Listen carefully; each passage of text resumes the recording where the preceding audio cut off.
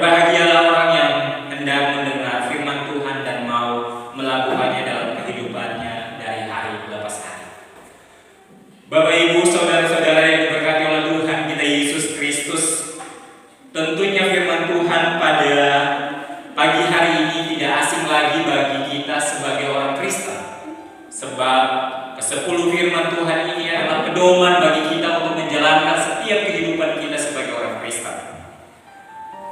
Ke-10 firman ini adalah firman yang diturunkan Tuhan kepada Musa, kepada orang Israel pada saat mereka perjalanan menuju ke tanah Kanaan di Gunung Sinai.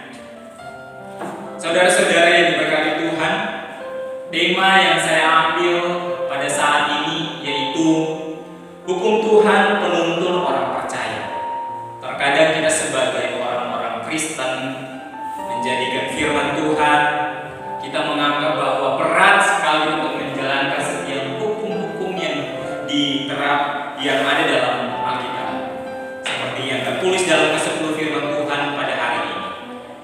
Saudara-saudara yang diberkati oleh Tuhan kita Yesus Kristus, sebagai orang Kristen, kita tahu bahwa penuntun adalah sebuah pedoman, sebuah petunjuk untuk melakukan suatu kegiatan, untuk melakukan suatu aktivitas kita sebagai manusia.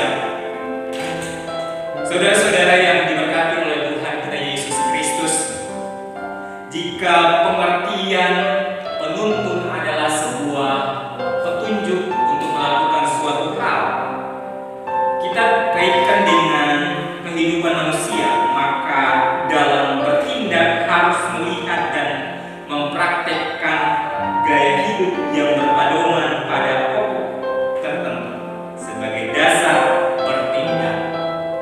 Maka sebagai orang Kristen, Alkitab diimani sebagai firman Tuhan yang merupakan penuntun sebagai segenap umat yang percaya kepada Yesus Kristus.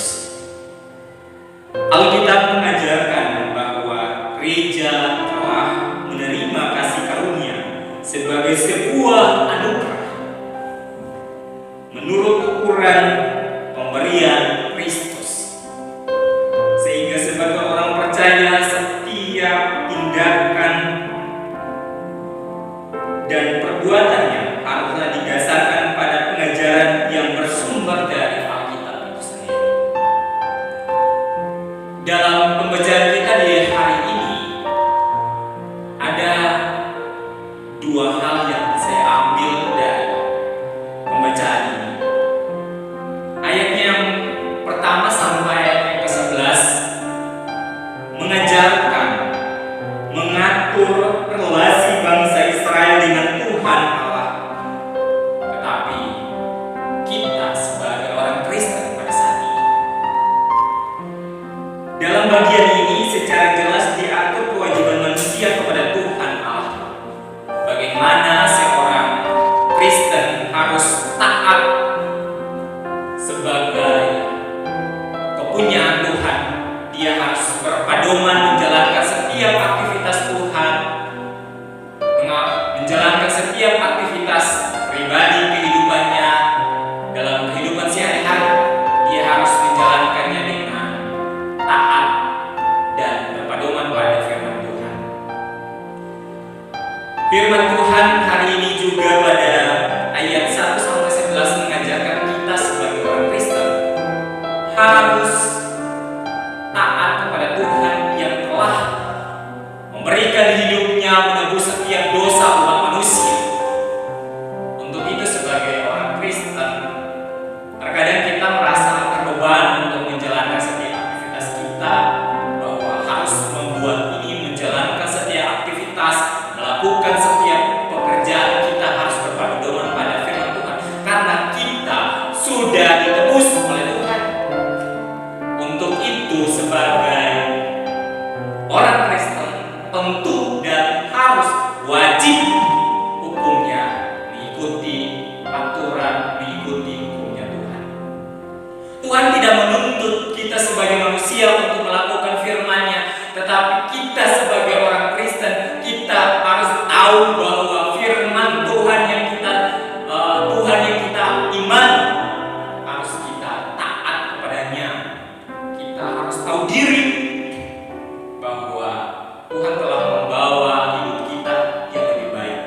Dia telah menebus dosa-dosa kita. Orang yang tidak bersalah namun disalah harus menanggung setiap dosa dan beban hidup. Maka dari itu sebagai orang Kristen tentunya kita harus taat dan mengakui bahwa Tuhan kita Yesus Kristus adalah Tuhan satu-satunya yang telah membawa kita kepada keselamatan. Bagian kedua yang ingin ku sampaikan dalam pembacaan kita dari ayat 12 sampai pada ayat 17, di sini mengajarkan bahwa orang Israel bagaimana seharusnya mereka berkewajiban terhadap sesamanya manusia. Sebagai orang Kristen, firman Tuhan dari ayat 12 sampai 17 ini dia mengajarkan bagaimana katong hidup sesama, katong pun tetangga, katong hidup sesama dengan katong punya keluarga, bahkan katong pun teman-teman di mana katong berada. Nah, firman Tuhan ini dia mengajarkan katong supaya katong jangan mengingini orang pembarang sembarangan. Jangan katong selalu iri, jangan katong selalu bagosip tentang orang punya hidup, jangan katong selalu berbicara tentang hal-hal yang tidak baik untuk merancang kejahatan kepada orang lain. Tetapi marilah katong saling mengasihi sesama kita manusia.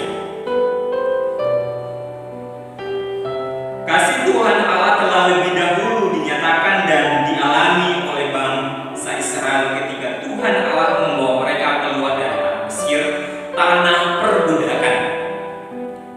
Nah, kasih Tuhan Allah ini secara utuh dan sempurna telah dinyatakan melalui anaknya Yesus Kristus.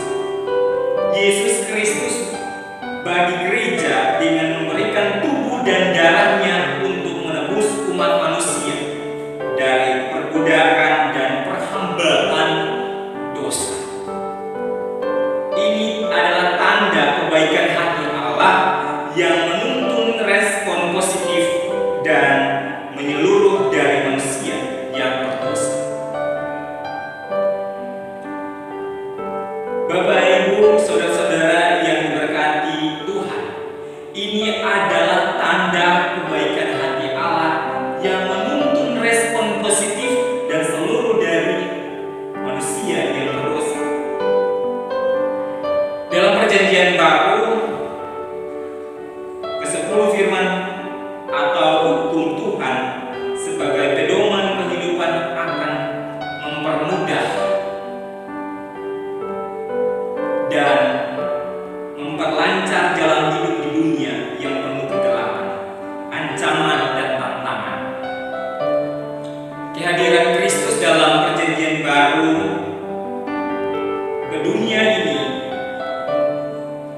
telah menggenapi seluruh hukum Taurat.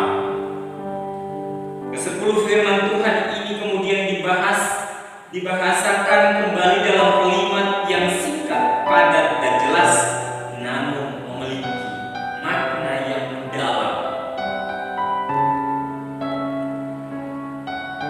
Sebab Yesus kemudian mengajarkan bahwa seluruh hukum Taurat dan kitab para nabi tergantung pada dua hukum, yaitu kita bisa baca dalam Matius 22 ayat 37 sampai 40, di mana Yesus berkata tentang hukum Taurat yang tercantum hanya mempunyai dua, yang tadi saya telah sampaikan. Yang pertama, hubungan manusia, relasi manusia dengan Tuhan, tetapi juga yang kedua yaitu relasi manusia dengan manusia. Nah, dalam firman Tuhan Matius 22 ayat 37 sampai 40, di situ menjelaskan yang pertama, kasihilah Tuhan Allahmu dengan segenap hatimu dan dengan segenap jiwamu dan dengan segenap akal budimu. Yang kedua, kasihilah sesama manusia seperti dirimu sendiri. Hal ini kemudian dipertegaskan kembali dalam Roma 13 ayat 8 sampai 9 yang menyatakan bahwa barang siapa mengasihi sesamanya manusia, ia sudah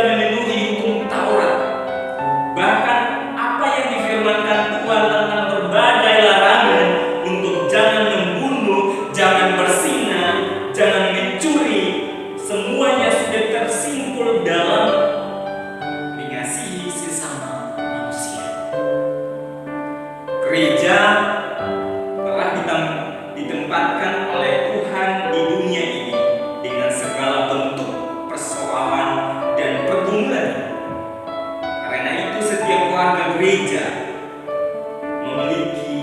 harus memiliki pedoman hidup, memiliki penuntun hidup.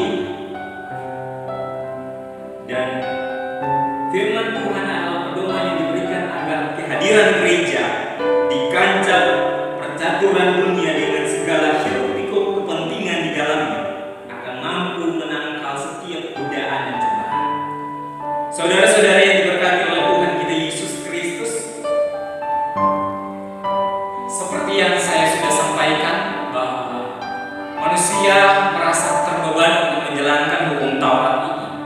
Namun ketika sebagai orang Kristen, ketika kita sering melakukannya, datang beribadah kepada Tuhan, datang menyembah Tuhan, kita selalu berdoa kepada Tuhan, membangun hubungan relasi pribadi kita secara pribadi dengan Tuhan secara terus-menerus.